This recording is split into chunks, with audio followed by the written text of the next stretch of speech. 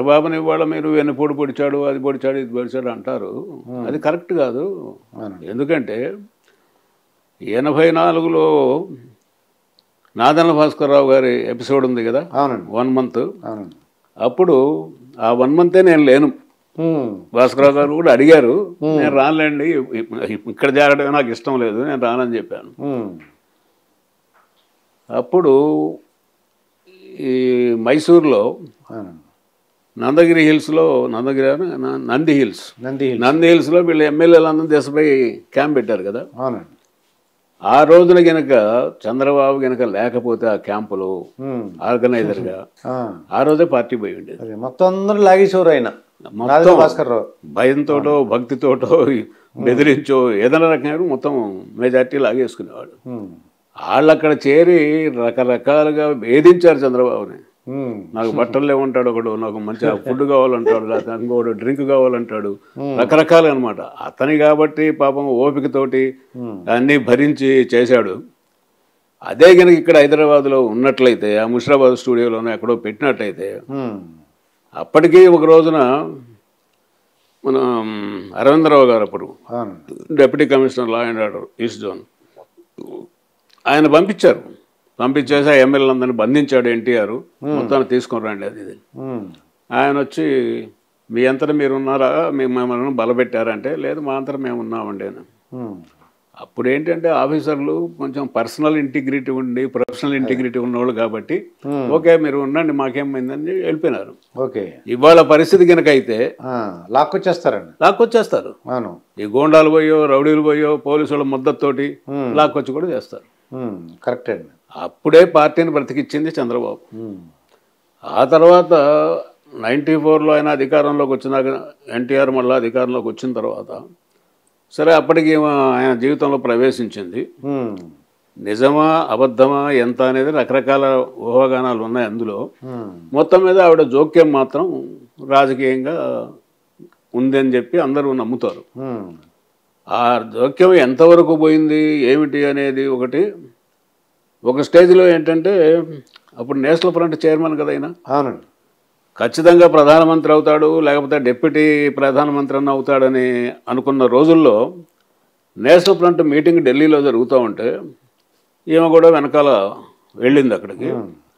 అక్కడ మీటింగ్ అయిన తర్వాత భోజనాలు చేస్తూ ఉంటే ఎన్టీఆర్ తనంతట తాను భోజనం చేయలేడు, సొంతంగా తన చేతులతో అన్నం కలుపుకొని తినలేడు అనేటువంటి ఇంప్రెషన్ కలిగించడానికి ఈవిడ స్పూన్ పెట్టి ఆయన నోట్లో పెట్టడం, అన్ని ఫోటోలు వచ్చినాయి. అప్పుడు నేషనల్ నాయకులందరూ ఏమనుకుంటారు, ఎన్టీఆర్ పని అయిపోయింది, ఇంకేముంది ఆయన ప్రైమ్ మినిస్టర్ అయ్యేది, అసలు అన్నమే తినలేకపోతున్నాడు అనే ఇంప్రెషన్ క్రియేట్ చేసావు అక్కడ. అది అలా తింటూ ఈవిడ ఇంకోలాగా ఆలోచించుంటారు. అక్కడ వదిలేసేసి నువ్వు రూమ్లోకి వచ్చిన తర్వాత ఏమైనా పెట్టు ఎట్లా చెయ్యి. ఇది జరిగిన తర్వాత ఇక్కడ కూడా ఏదో కొన్ని జిల్లాల్లో ఇంటర్ఫేర్ కావటము ఇదని అవన్నీ డీటెయిల్స్ పోతే చాలా ఇబ్బంది లేండి మళ్ళీ. ఎందుకు అంటే ఎవరు కూడా సాహసించలేదంటే, ఎన్టీ రామారావు గారి దగ్గరికి వెళ్ళి లక్ష్మీభారతి ఇన్వాల్వ్మెంట్ వద్దని చెప్పలేదండి. చెప్పారు. అది ఎవరు సాహసించారండి అలా చెప్పారు? దేవేంద్ర గౌడ్, తర్వాత కేఈ కృష్ణమూర్తి, అశోక్ గజపతిరాజు గారు అంటారా, ఈయన మన అశోక్ గజపతిరాజు, వీళ్ళందరూ పోయారు. పోయారు భయపడలేదు. పోయి అయితే అన్నగారు మీరంటే మాకు దైవం, మీ వల్లనే మేము రాజకీయాల్లోకి వచ్చాం, కానీ ఆమె జోక్యం ఎక్కువైపోయింది, ఆమెని ఇంటి వరకే పరిమితం చేయండి, మీ జీవితం వరకే పరిమితం చేయండి, రాజకీయాల్లోకి రానియొద్దండి, పార్టీ దెబ్బతింటా ఉంది అని చెప్పారు. చెప్తే ఆయన చెప్పాను కదా నేను, ఆయన మొండి మనిషి కదా, ఒకసారి నిర్ణయం తీసుకుంటే నా భార్య జోక్యం చేసుకుంటే మీరేంటి అడ్డుకునేది, మీరెవరు అడ్డుకోవటానికి, లక్ష్మీపార్వతి నా భార్య, నాతో పాటు రాజకీయాల్లో కూడా పాల్గొంటుందన్నట్టుగా మాట్లాడాడు. దాంతో వీళ్ళు ఇంకా లాభం లేదురా, ఇంకా అప్పుడు వీళ్ళని సస్పెండ్ చేయాలని కూడా ప్రయత్నం చేశాడు పార్టీ నుంచి. ఆ స్థితిలో అప్పుడు 163 మంది ఎమ్మెల్యేలు ఉండేవాళ్ళు ఈ గ్రూపులో, చంద్రబాబు గ్రూప్లో. వాళ్ళందరూ సమావేశమై మీరు ఒప్పుకుంటారా ఎన్టీఆర్ని పార్టీ అధ్యక్షుడిని తొలగించేసి మీరు పార్టీ అధ్యక్షుడు అయ్యి సీఎం అవుతారా, లేకపోతే మేము అశోక్ గజపతిరాజుని ఎన్నుకుంటాం అని ఒత్తిడి పెట్టారు. ఇప్పుడు మిగతా వాళ్ళు ఏమంటారంటే వెన్నుపోటు రాజకీయం అంటారు. ఈ ప్రత్యర్థులు మాట్లాడే పిచ్చి మాటలండి అవన్నీ. వాళ్ళ పార్టీలో నాయకుడిని మార్చుకున్నారండి, అందులో వెన్నుపోటు ఏందండి నాకు అర్థం కాదు. అది అంటే ఎన్టీ రామారావు గారి వల్ల పార్టీ వచ్చింది, ఆయన పక్కన పెట్టేశారు కావచ్చు. ఇప్పుడు ఎన్టీ రామారావు వల్ల పార్టీ వచ్చింది, పార్టీ వచ్చిన తర్వాత పార్టీ అందరిది. అది పార్టీని కాపాడుకోవాల్సిన బాధ్యత అందరి మీద ఉంది, అందరిది ఉంది. పైగా ఆ జరిగిన పొరపాటు గ్రహపాటు వాళ్ళ గురించి చెప్పారు పాపం, పోయి చెప్తే ఆయన వినలేదు. మరి పార్టీ భ్రష్టు పడిపోతుంది, రాజకీయాల్లోకి వచ్చేసి మరి అవునే సీఎంగా చూస్తారా వీళ్ళు? చూడలేరు కదా. అవునండి. అందువల్ల పార్టీని కాపాడుకున్నారు. ఆ రోజున పార్టీని కాపాడుకోకపోతే పరిస్థితి మరో విధంగా ఉండేది. అది అంటే మీరు సెక్యూరిటీ ఆఫీసర్ కాబట్టి నాకు ఒక చిన్న డౌట్ ఉందండి. ఎన్డీ తివారీ కేసు విన్నారండి? ఇప్పుడు ఎన్డీ తివారీ మన గవర్నర్గా ఉండేవారు.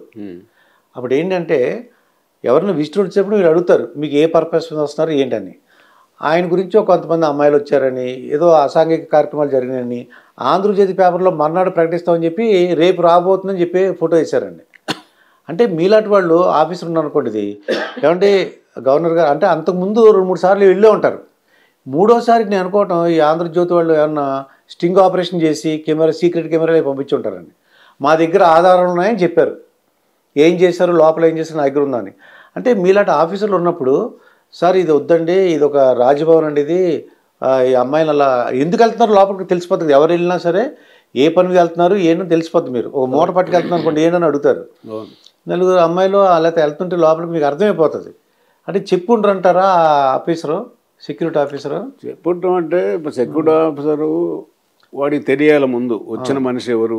అవును, 4 అమ్మాయిలు వెళ్ళి లోపలికి వెళ్తుంటే అమ్మాయిలంత మాత్రం పనికినాలో ఏముందండి, కొద్దిగా అర్థమైపోద్ది కదా సార్. కొద్దిగా ఏమర్థమైపోతుంది, మనిషిని చూడగానే ఏమర్థం అవుద్ది. లోపలికి వెళ్ళి 1 గంట సేపు ఉండటమో లేకపోతే ఎక్కువసేపు ఉన్నా అంటే అర్థం అవుతుంది. తనకు ఎన్డీ తివారికి చాలా బ్యాడ్ క్యారెక్టర్. అక్కడ యూపీ ముఖ్యమంత్రిగా ఉన్నప్పుడే చాలా బ్యాడ్ క్యారెక్టర్. ఆవిడెవరో సమాజ్వాదీ పార్టీ లేడీ ఒక ఆవిడ చూడండి, అమ్మాయికి ఒక అబ్బాయి పుట్టాడు, ఆవిడ కొడుకు కూడా వీడి వల్లనే పుట్టారని చెప్పి అప్పుడు గొడవ అయిపోయి అతని కోర్టుకి గెట్టిపోయి ఆ స్థితిలోకి వచ్చున్నారు.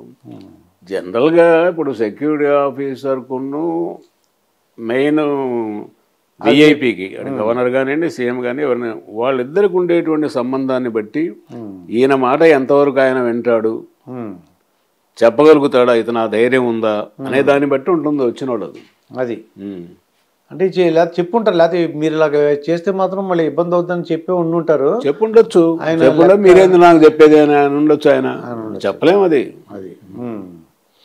అయితే ఎన్టీ రామారావు గారికి మీరే సెక్యూరిటీ ఆఫీసర్గా రావడానికి గల కారణం ఏంటి?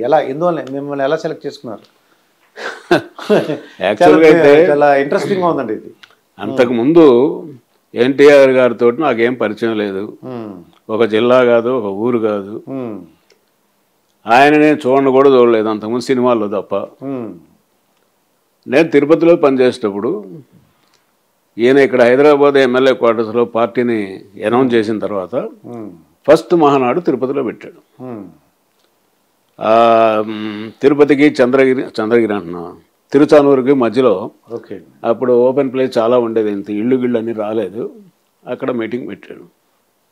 నాదన్ భాస్కరరావు ఆయన చైతన్య రథం మీద కూర్చొని తిరుపతి యూనివర్సిటీ గెస్ట్ హౌస్ నుంచి బయలుదేరారు. అప్పుడు లక్షల మంది జనం అండి, అసలు అప్పుడు ఫస్ట్ టైం కదా. ఏం చేయాలా బందోబస్తు, మనం పోలీసులు లేరు అక్కడ, ముందే 4 పోలీస్ స్టేషన్లు ఉన్నాయి, తిరుపతి, రేణుగుంట, అలిపిరి అవి నాయన్ని, అంతా 100 మంది పోలీసు వాళ్ళు ఉండరు. ఏమవుతారు బాబు అని అప్పుడు మా ఎస్పీ, ఆయన పేరు ఎందుకు అనుకోండి, ఆయన అడిగి సార్ ఆర్మడ్ ఫోర్స్ కావాలి, లక్షల మంది జనం వచ్చేటట్టున్నారు అంటే, దే ఏంటయ్యా నీ ఫోర్స్ తోటి నువ్వు మేనేజ్ చేసుకో, ఏం చేసుకుంటా నాకు అనవసరం. ఆఫ్టర్ ఆల్ ఆయన ఏంటి సినిమా యాక్టరు, నేను అపోజిషన్ డైరెక్టర్ కూడా కాదు కదా, ఎందుకు బందోబస్తు ఇవ్వాలని. నేను మన లెక్చరర్గా పనిచేసిన బ్యాక్గ్రౌండ్ కాబట్టి మంది నేను ప్రతిదీ తేలిగ్గా తీసుకోనండి, నా మనస్తత్వం అది. ఏంటంటే మీరు మాట్లాడేది ఆయన కోసం కాదండి బందోబస్తు పెట్టేది, జనం కోసం అండి. కొత్త సినిమా రిలీజ్ అయితే ఎందుకు పెడతామండి బందోబస్తు, జనం తొక్కిసలాట లేకుండా, స్టాంపీడ్ కాకుండా, దొంగతనాలు జరగకుండా పెడతామండి. లక్షల మంది జనం వస్తాయేమో కూడా నాకు పోలీసు కావాలంటే నువ్వు ఆఫ్టర్ ఆల్ ఆయన ఇదేంటావు సినిమా అదంటావు. యాక్టర్ సినిమా యాక్టరా, అపోజిషన్ లీడరా, ముఖ్యమంత్రి అనవసరం. జనం లక్షల మంది వస్తున్నారు, వాళ్ళ సేఫ్టీ మనం చూడాలంటే నీ ఇష్టమే ఏమైనా చేసుకోవాలని మాట్లాడాను. సరే, ఇంకా అప్పుడు ఫస్ట్ టైం ఆంధ్రప్రదేశ్ పోలీస్ చరిత్రలో రోప్ బ్యారికేడింగ్ అనేది స్టార్ట్ చేసింది నేను. తాళ్ళు పట్టుకుని ఉంటారు, అదే ఫస్ట్ స్టార్ట్ చేసింది నేను, అంతకుముందు లేదు అది. ఒక 5-6 నైలాన్ తాళ్ళు కొనుక్కొచ్చేసేసి ఈ వ్యాన్ పోతా ఉంటే అటుపక్క 2 కానిస్టేబుల్ తాడు పట్టుకొని ఇటుపక్క ముందు వెనక అది వాళ్ళ ముందు నేను నడుచుకుంటా అది టీచర్ కెపాసిటీ చేసేసి కెపాసిటీ. అప్పుడేంది 33-32 ఏళ్ళు ఉన్న వయసులో ఆ జనాన్ని నెట్టుకుంటూ యూనివర్సిటీ గెస్ట్ హౌస్ నుంచి తిరుపతి అవుట్స్కట్స్కి వచ్చేటప్పటికి నేను అలసిపోయా పూర్తిగా. సన్నటి వర్షం పడతా ఉంది. అప్పుడు మీటింగ్ దగ్గర పోయిన తర్వాత బివి మోహన్ రెడ్డి, ఆయన కర్నూలు, ఆయన కూడా ఉన్నాడు కదా, సార్ నాకు బాగా తెలుసు సార్, నర్సయ్య గారు ఇక్కడ డిఎస్పీ గారు, నేను పిలుస్తాను సార్, థ్యాంక్స్ చెప్పండి సార్ అంటే పిలువు అన్నాడు ఆయన. నాకు మనిషిని పంపించి చెప్పాడు, నా డ్యూటీ నేను చేశానయ్యా, స్టేజ్ మీదకి నేను వచ్చేది ఏంది, నేను రాను, నాకేం థ్యాంక్స్ అక్కర్లేదు అని చెప్పి దాన్ని సున్నితంగా తిరస్కరించారు. ఇది అయిన తర్వాత 83 ఎలక్షన్లో ఆయన తిరుపతి నుంచి గుడివాడ నుంచి పోటీ చేశాడు ఎన్టీఆర్. 1983 జనవరి 3వ తారీఖు, జనవరి 5 ఎలక్షన్, జనవరి 3వ తారీఖు ముందు ఆపేస్తారు, 2 రోజుల ముందు సాయంత్రం 3 గంటలకి ఆపేస్తాను. ఆ రోజు ఆయన తన ఎన్నికల ప్రచారానికి యాజ్ ఏ క్యాండిడేట్గా ఆయన తిరుపతి వచ్చాడు. కాంగ్రెస్ క్యాండిడేట్ తరఫున ఆనాటి ప్రధానమంత్రి ఇందిరాగాంధీ ఆవిడ వచ్చారు. సరే, పొద్దున 8:30 కల్లా 9 ఈయన ఫ్లైట్కి వచ్చేసాడు. ఈయన 10 గంటల నుంచి ఒక సిటీలో ప్రోగ్రాం తిరుపతిలో. ఆ టైంలో మా ఇన్స్పెక్టర్ని పంపించి ఎయిర్పోర్ట్కి, సార్ మీరు ముందు చుట్టుపక్కల ఉన్న గ్రామాలు తిరిగి టౌన్లోకి రండి, ఈ లోపల ప్రైమ్ మినిస్టర్ ప్రోగ్రామ్ అయిపోద్ది, మాకు టెన్షన్ లేకుండా ఉంటుందంటే ఆయన రెడీలీ అగ్రీడ్. పక్క ఓళ్ళగా వెళ్ళిపోయినాడు. ఎందుకంటే ఆయన ఎక్కడికి వెళ్ళిన జనాలు వస్తారండి, వలన ఎక్కడికైనా వెళ్ళగలను, ప్లాన్ మార్చుకోగలరు ఆయన. ఊళ్ళకి పోయినాడు. వీళ్ళు కాంగ్రెస్ వాళ్ళు కొంచెం కుచ్చిత రాజకీయాలను దృష్టిలో పెట్టుకొని ప్రైమ్ మినిస్టర్ ప్రోగ్రాము లేట్ చేశారు, కావాలని లేట్ చేశారు. అది ఇంటర్వ్యూ ఉన్నాడు కాబట్టి యూనివర్సిటీలో ప్రోగ్రామ్ కంప్లీట్ చేసి ఓపెన్ టాప్ జీబులో ఊరేగింపుగా వస్తుంది. వాస్తవానికి అది ప్రోగ్రాంలో లేదు. సరే, కొంత దూరం వచ్చిన తర్వాత మీకు తిరుపతి ఐడియా ఉందిగా, భీమాస్ హోటల్ ఉందా, ఆ Bhimas hotel road common point అనమాట. అటు నుంచి ఆవిడ వస్తుంది, ఇటు నుంచి ఈయన వస్తాడు. అక్కడ రైల్వే గేట్ ఉంది. ఇద్దరు ఎదురుపడ్డారు అనుకోండి, ఇప్పుడు పెద్ద ప్రమాదం కదా. అప్పుడు ఆయన అక్కడ వచ్చి వెయిట్ చేస్తా ఉంటే నేను పోయి ఫస్ట్ టైం ఆయనతో మాట్లాడటం, sir prime minister on the way, మీ ఇద్దరికి కామన్ రోడ్డు ఉంది, ఆ కామన్ రోడ్డు దాటేంత వరకు మీరు కైండ్లీ వెయిట్ హియర్. ఎంత మ్యాగ్నానిమస్ అండి మనిషి. Okay young man, no problem, I will wait here, prime minister is prime minister, we must give utmost respect to the prime minister. ఈ రోజులు ఎవడు నన్ను అడగమనండి ఆ మాటలు, వాతో నాకెందుకే, ముందు నేను పోవాలంటాడు. అవునండి, అంత గొప్ప మనిషి అండి ఆయన. వెయిట్ చేశాడు. ఈ కామన్ రోడ్డు దాటిన తర్వాత ఎలా చేసాం, ఈయన మీటింగ్ ఏమో మున్సిపల్ ఆఫీస్కు బ్యాక్ సైడ్ పెట్టాము. ఇందిరాగాంధీ గారి మీటింగ్ ఏమో అలిపిరి కొండ కింద ఒక హై స్కూల్ ఉంది, హై స్కూల్ గ్రౌండ్లో పెట్టాము. ఈయన ఎన్టీఆర్ ఊళ్ళోకి వచ్చాడు, అప్పుడు Chandrababu Congress minister. Indira Gandhi meeting Indira Gandhi meeting organise చేస్తుండే ఆయన. ఒక 10-12 వేల మంది జనం ఉన్నారు ఆయన మీటింగ్లో. ఎప్పుడైతే ఎన్టీఆర్ ఊళ్ళోకి వచ్చాడని చెప్పి తెలిసిందో ఆడవాళ్ళు మగవాళ్ళు కాంపౌండ్ వాళ్ళు దూకి గందరగోళంగా పరిగెత్తడం మొదలు పెట్టారు చూద్దామని ఈ మీటింగ్ రావడానికి. అట్లా జరిగిపోయింది. అది 85లో ఎలక్షన్ అయిపోయింది, రిజల్ట్స్ వచ్చినాయి. ఈయన 9వ తారీఖు ఏదో ప్రమాణ స్వీకారం చేశాడు. చేసిన తర్వాత ఏదో ప్రోగ్రాంలో తిరుపతికి వచ్చాడు ఆయన అఫీషియల్గా సీఎంగా. నగరి దగ్గర ఫాదర్ కుప్పం అనే విలేజ్ ఉంది. అప్పుడు ఏదో ఎస్సీలకు ఉన్న వీళ్ళకి ఏదో గొడవలు అయినాయి. ఓకే. ఆ నైట్ ఈయన మెడ్రాస్ పోవాలి.